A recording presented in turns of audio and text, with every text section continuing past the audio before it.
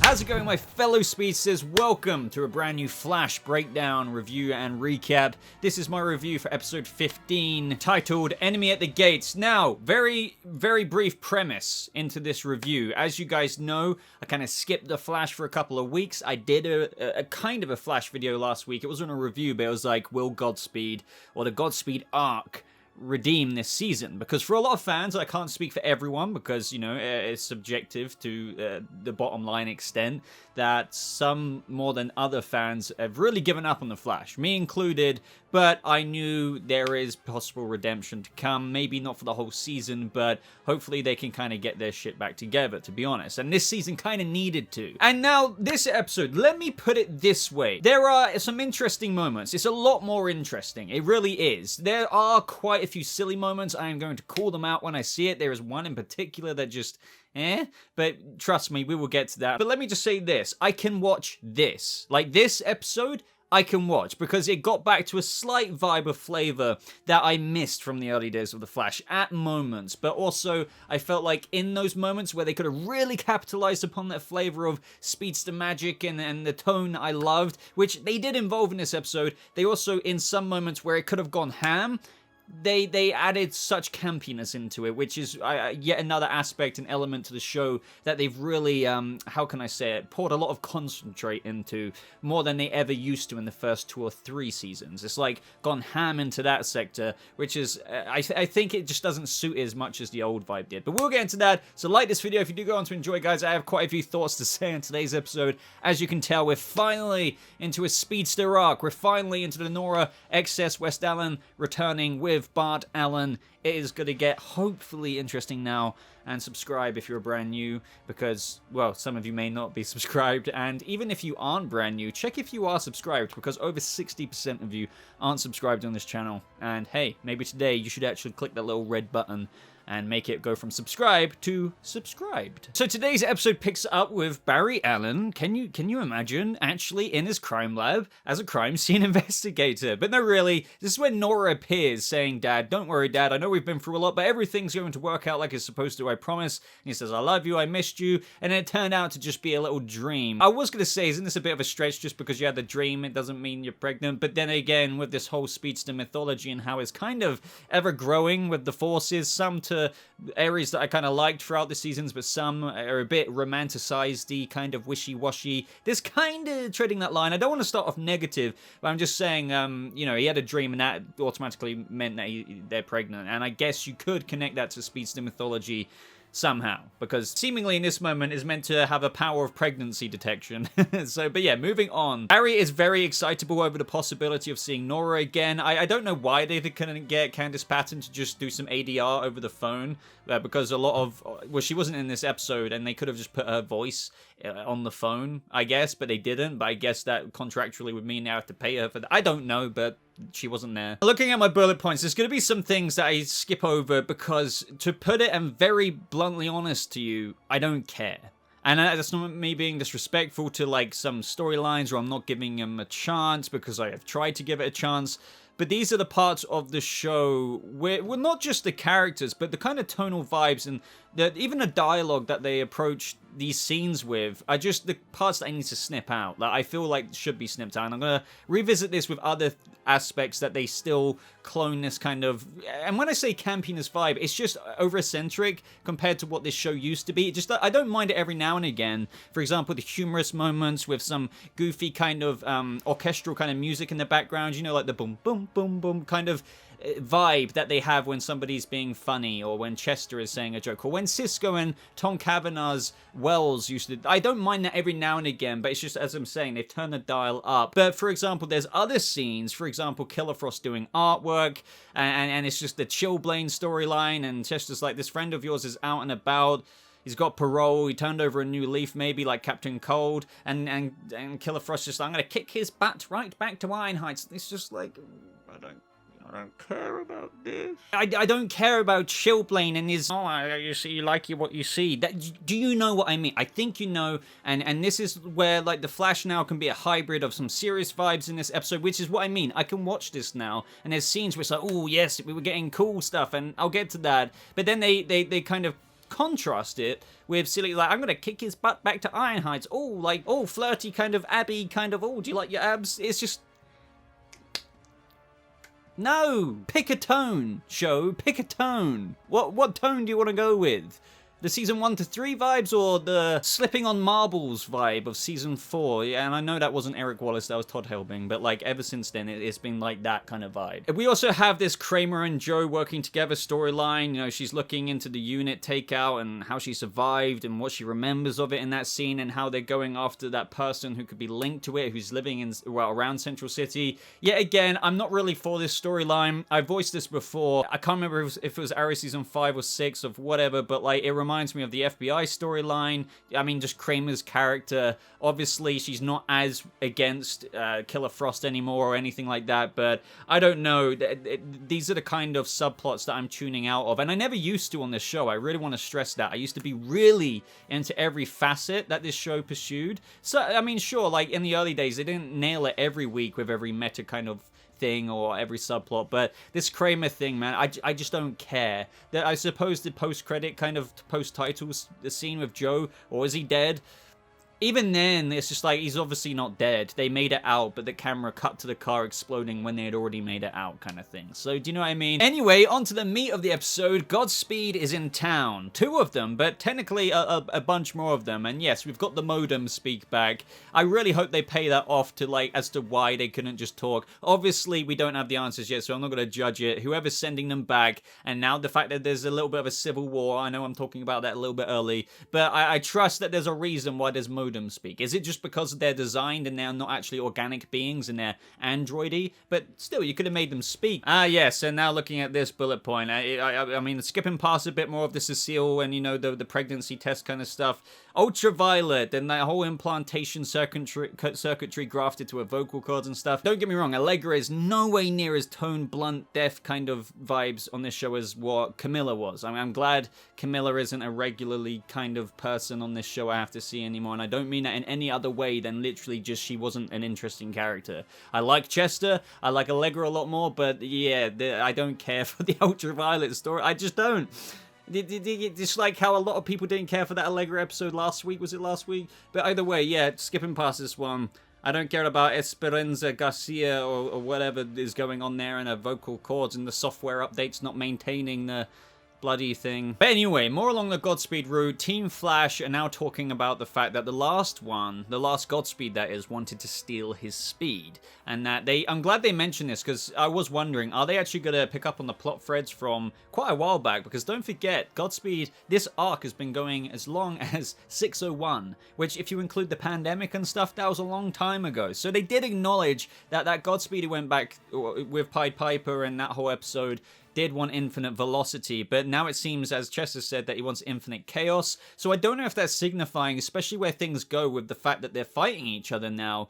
Did they kind of change where they wanted it to go? Because does this mean that they've dropped the infinite velocity acquisition that these Godspeeds wanted, or at least some of them wanted, for this Civil War storyline, or was that always a part of the plot? We just don't know yet. I want to know, and I'm wondering if we're going to find out if some of the Godspeeds are still after infinite velocity. I have to assume they will be. If not, I guess it's just been dropped for something else, but this still yet remains to be seen. I'm a sucker for mystery and what could be going on, especially when you tie in speed. There's some dude from the future sending them back, and now there's intrigue with the fact that they're fighting. Yeah, sign me up. This is the kind of Flash stuff that I'm on about, especially when you have all the typical vibes from back in the day. Now, not everywhere. This is what I meant in the intro. Like, they had some good moments, but then they had the good moments with Barry fighting with Godspeed, and they swapped it in with the very overboard campy stuff, and I'll get to that. It's very important because I feel like they showed two halves of the coin here. They showed some really cool moments with some cool flashy scores and all the strings of the cellos coming in and stuff, of the speedster thrill fights, and that was cool. And then they completely contrasted it with like some really CW-esque kind of a 16-year-old in the club kind of music that comes on when they're fighting. I'm just like, what? Why are you doing that? I swear this show never used to shove in really campy, cringy songs. It used to be really kind of serious strings and like people going ham at the violins, and they did give us that this episode, but then they also gave, why didn't you just keep going ham with the epic strings? But anyway, there was this other moment in the episode. I don't want to dive into this too deeply because I think the quote speaks for itself. So I want to recall everyone's memory here back to Hartley Sawyer. He was fired from The Flash for old tweets. They weren't done in the last few months. It was old, right? We can agree on that. That's a controversial decision. I can understand the business side to it to an extent. I've done a whole video on this. Like, I don't agree with the tweets. I don't necessarily fully subscribe to completely firing him. Maybe he should have had some time off. I don't know. Like, it's a very complicated situation there. But long story short here, this is important because Chillblaine says this to Killer Frost. Life isn't binary. It's everything in between. I completely agree with that. It's not black and white. There's a lot of, you know, in between. But he says you cannot decide who someone's going to be today based on what they did yesterday.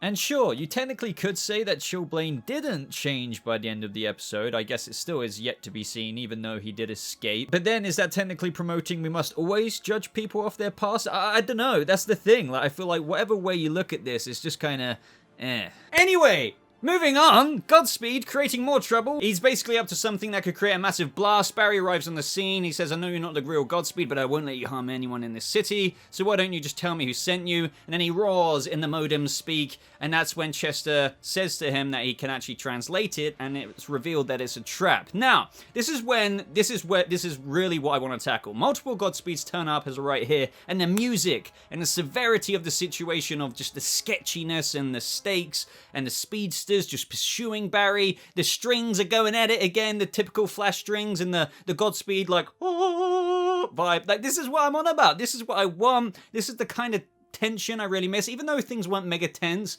I guess I'm struggling to articulate it right now. I'm just saying this tone and very, you know, what matches and establishes tone in the show a lot is music. And they nailed it here to early Speedster days. But as I said, later on, they decided to swap this out for something a lot more cringier. I know it doesn't bother as many people as it does me, because some people just block that out and they see the cool Speedster stuff and they're getting what they want. And I got what I want. I just felt like it was really missed an opportunity of really like this moment where they were like, oh, pursuing him. He was running. The force field was about to turn on. That's so much cooler than some this song when Barry's punching people. Do you know what I mean? But now with the force field up, the Godspeeds are punching the force field. So I don't know. This one's a bit annoying because it's like, really? Like, the punches are like a battering ram. Can't you phase? Like, does the force field go underground? Can they not phase and pop up underneath? Or could they not have thought to drain its energy, you know, a lot earlier, but they did it last minute for plot convenience? Things like that I can swipe aside in this episode because, hey, with this storyline, I'm a lot more engaged than frickin' Mirror Monarch or the frickin' Forces storyline or...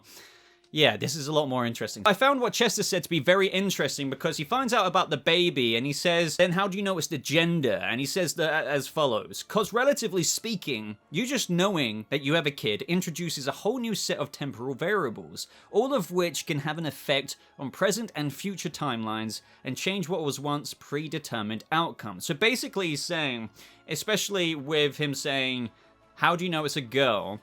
That is foreshadowing how it's not just a girl, it's the twins of Bart Allen also. And that was the explanation as to why it's not going to be just a girl, XS, Nora West Allen. Because the fact that even he knows that he has a kid introduces a whole new set of temporal variables, as he says, all of which can have an effect on the present and future timelines and change what was once predetermined outcomes, aka the predetermined outcome of Nora being birthed as a singular baby. But no, it's changed a predetermined outcome into a new predetermined outcome, if you're still with me, relatively speaking, to two babies, Nora and Bartan. Anyway, though, the plan is to create a massive signal of whatever Godspeed's signal is to completely, like, destroy his robotic eardrums or whatever and confuse them. Chester now runs into the Time Vault, which is a panic room, talks to Gideon. The tachyon nullifiers are now activated, but they didn't mean jack shit because even though species aren't supposed to be able to enter that room like they did, the nullifiers did nothing. I have to admit, like, I find moments like this absolutely ridiculous now. So when we had Godspeeds showing up to Chillblaine and Killer Frost, they are speedsters. Yes, they're androids, but they are fast.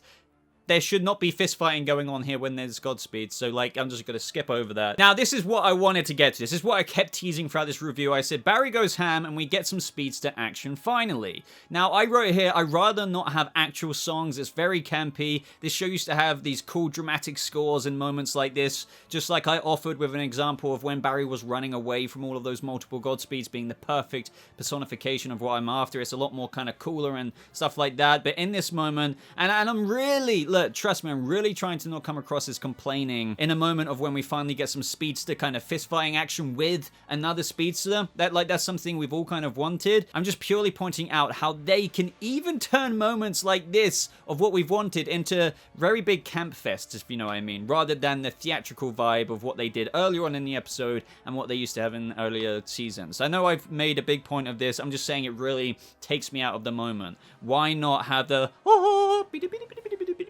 like in moments like this instead of like panning to Chillblaine and Frost and Barry going with a little kind of beat song. Like, I'm not saying the song was bad, I'm just saying, like, it's just it once again personifies the changes of tone in The Flash. It wasn't like this back in the day. But saying that though, when Barry's like, come on, that is when the strings and the cello starts kicking in again, and that's the kind of soundtrack I'm after with these action scenes once again. So I'm glad they kind of they did a hybrid with the soundtracks to the speedster scenes. In this moment, all the Godspeeds chase the Flash throughout Central City. They summon lightning and all hit him in unison. And this is when they're draining his speed, and that's when all of a sudden like 5 or 6 more Godspeeds show up, and Jesus, like they strike the other Godspeeds. So once again, you've intrigued me here because now we're getting Godspeeds versus Godspeeds, and just like Barry, I was like, what the hell is going on? Reading in between some of the lines of the dialogue we got at that end of the episode where they're saying, why would any Godspeed want to protect the Flash? I don't think they were trying to help me. I think they were trying to kill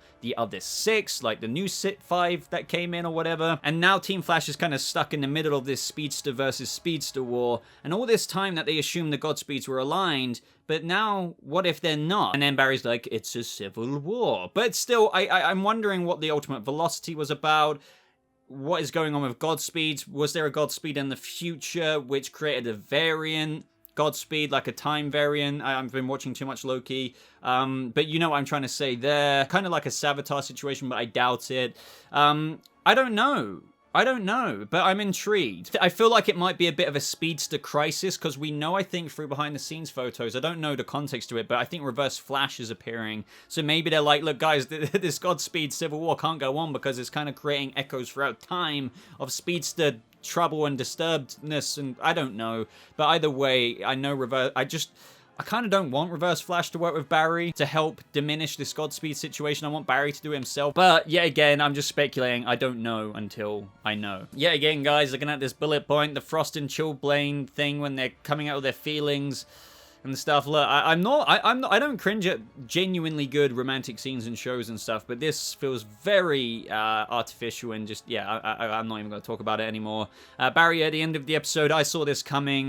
The color was negative. It wasn't blue. They weren't pregnant. I thought maybe they would have done a different color to signify more than one baby or whatever, twins, but it also wasn't remotely surprising that yes, they will have the twins, but she's not pregnant right now. And this is what I mean at the beginning of the episode. I didn't think I was being too nitpicky here because it rings true to the end of the episode. It's like, yes, Barry, you're not a pregnancy detector because of a dream. So yeah, why is this surprising? And then at the end, Kramer and Joe, the car blows up. Already spoke about that. So yes, this episode really was far from good even. But it wasn't terrible. It wasn't bad. I would say it was like so kind of. Somebody asked me on Twitter, and that's the gif I replied with when they wanted my earlier thoughts, which is why, by the way, you should follow me on Twitter if you have a Twitter profile, because I normally talk about it before these videos come out. I didn't think it was good. It wasn't a good episode, but when you measure it up, to be fair to it, with this season and the forces and all of that BS. It's much better, to the point of where I can say it's good compared to the other crap that we've got this season. So that makes me a very happy Boba with the fact that I can now subscribe to The Flash again. Like, I can watch these episodes even though there were moments that irked me and irritated me still. And I feel like no matter what, with only a few episodes left, as I said in my Will Godspeed Redeem the Flash Season 7 video, I feel like each episode will be engaging like this one. A lot of stuff will happen because when there's only 4 episodes to wrap it up in, since we've got a shorter episode length this season, it's all going to be fairly plot driven, you have to think. So I'm looking forward to this continuing, believe it or not, because I think my expectations are dialed to an extent of where I know we're going to get some BS that I just can't avoid now and stuff like that with similar things I've mentioned.